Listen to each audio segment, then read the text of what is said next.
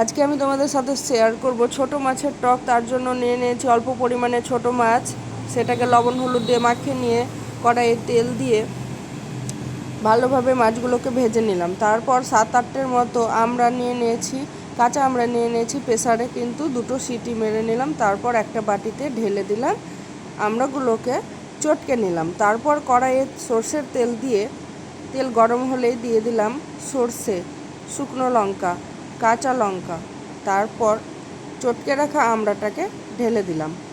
ঝোল ফুটে উঠলেই পরিমাণ মতো লবণ, হলুদ গুঁড়ো, লঙ্কা গুঁড়ো আর ভেজে রাখা মাছটাকে দিয়ে দিলাম। তারপর ভালোভাবে নাড়াচাড়া করার পর পরিমাণ মতো দিয়ে দিলাম চিনি। তারপর সর্ষে আর লঙ্কা বেটে রাখা পেস্ট দিয়ে দিলাম। তারপর পাম কমিয়ে রেখে কিছুক্ষণের জন্য রেখে দিলাম। রেডি হয়ে গেল মাছের টক।